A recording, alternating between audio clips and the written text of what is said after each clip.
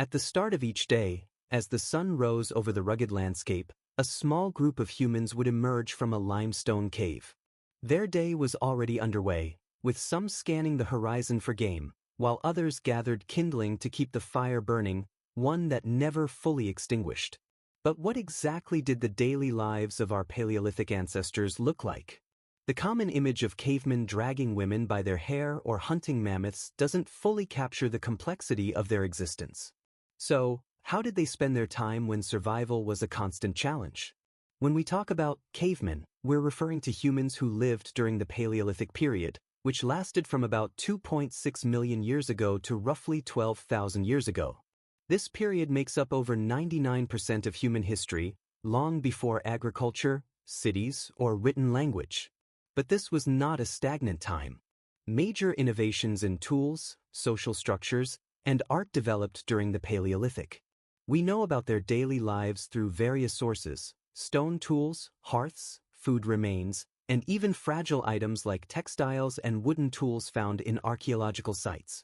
Cave paintings and portable artifacts give us a glimpse into their symbolic world, and studies of modern hunter-gatherer societies also help us understand their way of life, though we have to be careful about comparing such different times. The Paleolithic era wasn't uniform. It varied greatly depending on the region, climate, and time period. For example, the daily lives of early humans, like Homo habilis in Africa 2 million years ago, were very different from those of Cro-Magnon people painting caves in France 20,000 years ago. Climate played a key role in shaping their routines. During the Ice Age, when much of Europe and Asia was covered by glaciers, survival strategies were vastly different compared to warmer times or places.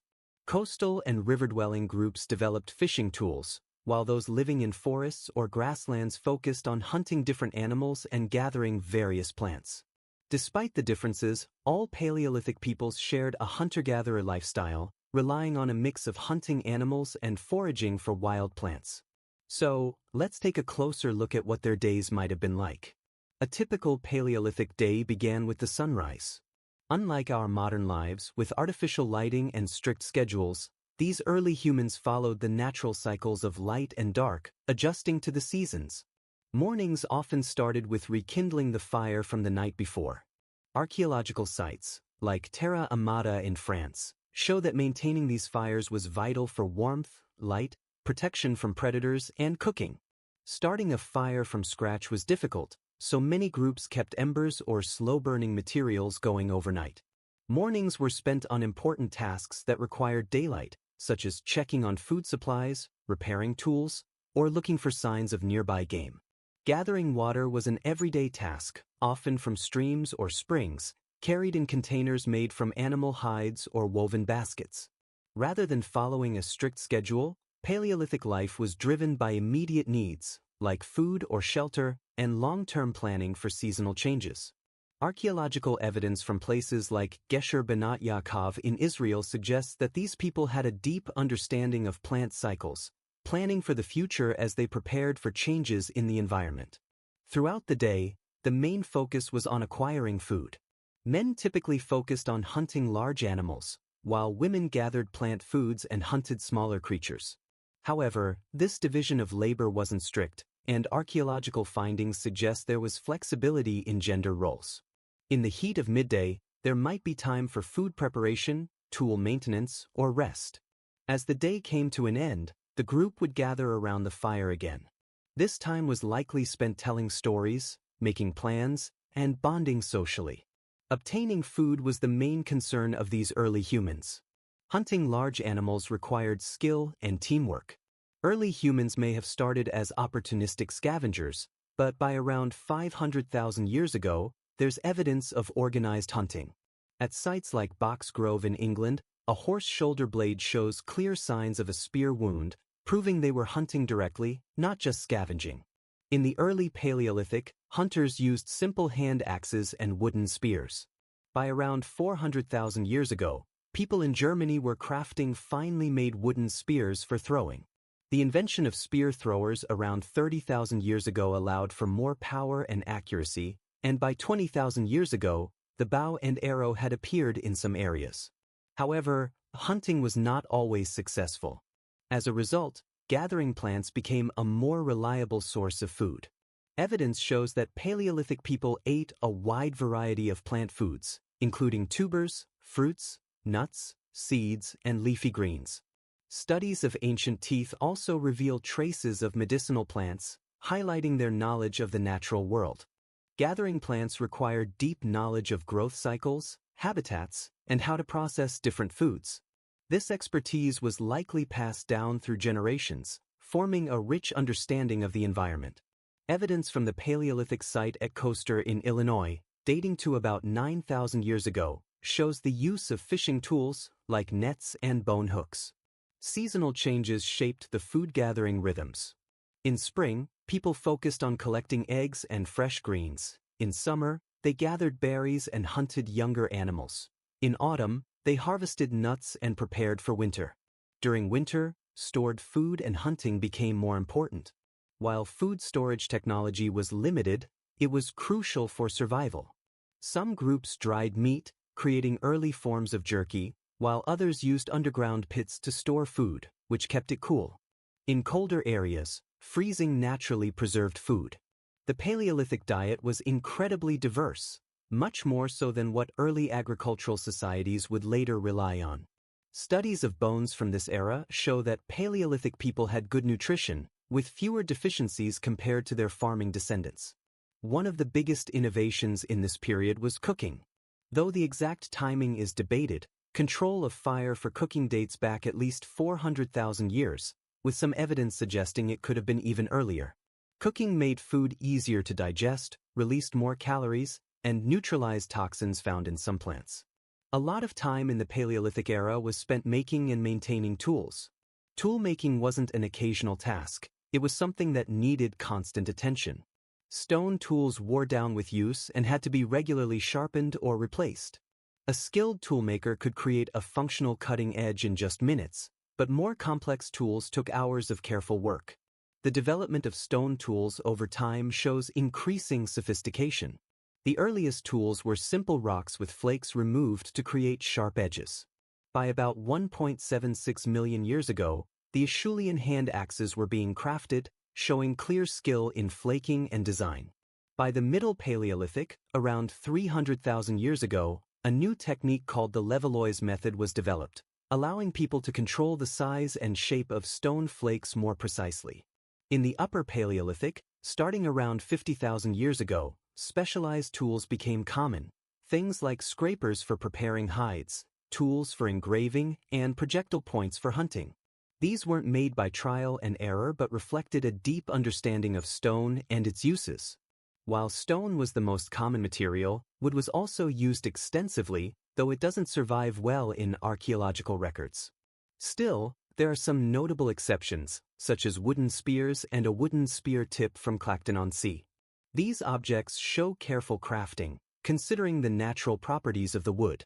Bone, antler, and ivory became more important in the Upper Paleolithic, used to create fishhooks, needles, harpoons, and even decorative items. Antler, especially, was valued for its strength and flexibility. For processing food, early humans used grinding stones for seeds, pounding tools for tough plant foods, and specialized cutting tools for butchering. Experiments show that stone tools could efficiently butcher even large animals like elephants, though it was a time-consuming process. Containers were also essential, and early humans likely used natural items like gourds, shells, or animal bladders. By the Upper Paleolithic, woven baskets and sewn hide bags were common. Pottery, the earliest forms of which appeared around 20,000 years ago in China, would become an essential part of human technology. Clothing technology also advanced in response to colder climates. During the cold periods, preparing animal hides became crucial. Stone scrapers were used to remove fat and tissue from hides, and bone needles were employed for sewing garments. When it came to living spaces, caves were not the only option, despite the common image of cavemen dwelling in them. Natural shelters like caves or rock overhangs were used when available, particularly in regions with harsh weather. Famous cave sites, like Lascaux and Altamira, show extensive occupation, but caves suitable for long-term living were rare. Evidence suggests that caves were often used seasonally. At archaeological sites like Terra Amata in France, traces of constructed shelters have been found, including oval huts supported by wooden posts. These shelters ranged from 8 to 15 meters long, indicating a more complex approach to housing. Around 15,000 years ago in Ukraine, mammoth bones were arranged in circular patterns, forming the foundation of homes that were likely covered with animal hides. Inside these shelters, the space was organized for various tasks. Hearths were at the center, with designated areas for sleeping, making tools, and processing food. Living in these shelters required constant upkeep. Fire needed attention, shelters had to be repaired after storms, and the living areas had to be cleaned regularly. In some places, archaeologists have even found specific areas for dumping waste, keeping it away from the main living spaces. Unlike in modern societies, where children are often kept separate from adult activities, Paleolithic children were part of daily life. They learned by watching and helping from a very young age. As for personal hygiene, it's difficult to trace, but studies of modern hunter-gatherers suggest that regular practices like cleaning teeth with fibrous plants and bathing in nearby water sources were common. Home life also involved caring for the sick or injured. Evidence shows that some Paleolithic individuals survived serious injuries or long-term disabilities, thanks to community support when they were no longer able to contribute to hunting or gathering. Contrary to the image of cavemen as primitive, Paleolithic social life was rich and complex. The basic social group was a band, usually 20 to 30 people from several related families. These bands didn't live in isolation, they often interacted with other groups. Trade networks connected distant groups, as evidenced by materials found far from their original sources. Social bonds were maintained through shared activities, with food sharing being central to creating mutual obligations. Sites like Doni Vestic, dating to about 29,000 years ago, show large hearths that could feed many, suggesting communal feasts. Art was a key part of social life during this time. The earliest known human art includes ochre processing in Blombos Cave in South Africa, dating back nearly 100,000 years. By the Upper Paleolithic, we see stunning cave paintings, small figurines, and musical instruments. While music often doesn't survive, some bone flutes dating to 43,000 years ago have been found in Germany, and when reconstructed, they played notes in recognizable scales. Other instruments, like drums made from stretched hides or hollowed logs, likely played an important role in their musical traditions. Paleolithic humans also had knowledge of medicine. Plant residues with medicinal properties found in dental calculus show that they had some understanding of healing. Some cave art even depicts human-animal hybrids, possibly representing shamanic practices or altered states of consciousness. While conflict did occur, it wasn't a constant part of life. Some skeletons show signs of violence, but these injuries are rare compared to those found in later periods. Resource abundance, relative to population size, likely reduced competition among groups. The Paleolithic era represents the longest and most successful period of human adaptation, allowing our species to survive through significant climate changes and spread across the globe. What can we learn from this way of life?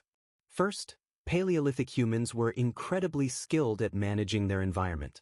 Rather than being passive victims, they actively shaped their surroundings through hunting, plant management, and even controlled burning. Archaeological evidence from Australia shows Aboriginal fire management dating back 65,000 years, which helped maintain biodiversity. Second, Paleolithic life demanded an extraordinary breadth of knowledge. Every individual needed a working understanding of hundreds of plants and animals, weather patterns, tools, and social dynamics. This general knowledge stands in stark contrast to our modern, specialized ways of life. Third, their technologies, while simple compared to modern tools, were highly effective solutions to the challenges they faced. The principles behind many of today's tools can be traced back to the Paleolithic period. Most importantly, this era saw the emergence of symbolic expression, abstract thinking, and complex social structures, key traits that define humanity. The Paleolithic wasn't just a primitive time leading up to civilization, it was a highly successful, sustainable way of life that lasted for over 99% of human history. This lifestyle maintained a balance between human populations and their resources while fostering rich cultural traditions.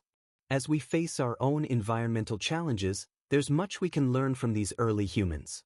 So, what did cavemen do all day? They balanced immediate needs with long-term planning. They made and maintained tools, gathered food, prepared shelters, taught their children practical and cultural knowledge, and created art and music. They also formed strong social bonds within and between groups, adapting to their environment through innovation and mobility. When we look at the archaeological record, we don't see primitive ancestors. We see resourceful humans facing challenges with creativity and resilience. Their innovations, from hunting tools to symbolic art, laid the foundation for everything that came after. The next time you think about cavemen, picture not just a fur-clad figure but a skilled technologist, an expert botanist, an innovative artist, and a cooperative community member, all wrapped into one highly adaptable human.